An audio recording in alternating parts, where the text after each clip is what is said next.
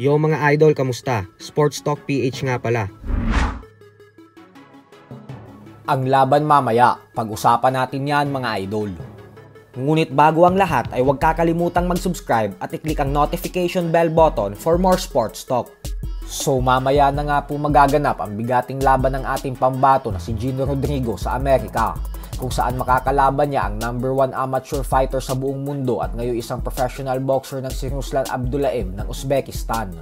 At ayon nga po sa VSP Promotions, ay tilang mukhang nag-aalala daw po ang promoter ni Ruslan na si Oscar De La Hoya. Ayon sa kanila, isang malaking investment daw kasi ang ginawa ng Golden Boy Promotions para makuha si Ruslan. At biglaan lang daw nitong kinuha ang ating kababayan na si Gino Rodrigo sa isang short notice upang ipakain sa alaga nila at bigyan ng isang madaling laban si Ruslan. Subalit kapansin-pansin daw sa mga tingin ni De La Hoya kahapon sa official and final weigh-in na nagulat ito nang dahil sa may napakagandang kondisyon si Rodrigo sa kabila ng short notice lang ang laban na ito para sa kanya. Sa kasalukuyan po ay may disenteng record ang ating pambato na 13 wins with 11 knockouts at 4 na talo lamang. At ang matindi pa dito ay sa huling 5 laban niya ay nagawa niyang makuha ang 4 na panalo via knockout. Habang si Ruslan naman ay may edad pa lamang na 22 anyos at may record na isang panalo via knockout at wala pang talo. Pero sa amateur boxing naman ay nakapagtala ito ng karatadang 48 wins with 5 knockouts at 6 na talo. Kaya naman abangan po natin ang sagupaan ng dalawang ito mamaya sa Golden Boy Promotions. At syempre suportahan po natin ang ating kababayan na si Gino Rodrigo. Sa kabilang banda naman mga idol ay bagamat nga po kasalukuyang nakatuon ng atensyon ni Ryan Garcia para sa kanyang laban kontra sa former WBA Junior Welterweight World Champion Rolando Romero na nakatakdang ganapin sa May 2, ay lakas loob nga pong sinabi ni Garcia sa kanyang latest interview na gusto niya daw labanan ang current undefeated unified IBF and WBA Welterweight World Champion Jeron Boots Ennis.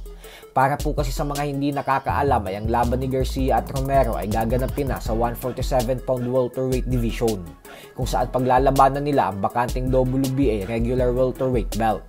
Kaya naman kapag naging matagumpay si Garcia dito ay malaki ang posibilidad na maging mandatory challenger siya para sa WBA super welterweight belt na hawak ni Boots Ennis. Pero syempre alam naman nating lahat na ang plano ni Turki Al-Sheikh ay paglabanin ulit sa isang bigating rematch sa buwan ng October si Garcia at David Haney kapag naging matagumpay sila sa kani-kanilang mga laban sa susunod na buwan.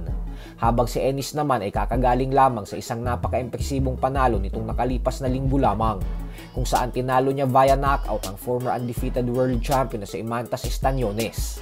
At base sa ipinakitang performance ni Ennis, ay kumbinsido po ang madaming fans na mahihirapang manalo si Garcia kay Ennis.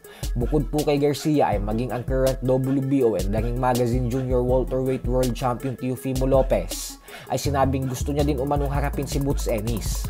Pero bago yan ay kailangan niya din munang manalo sa darating niyang laban kontra sa undefeated mandatory challenger niya na si Arnold Barboza Jr.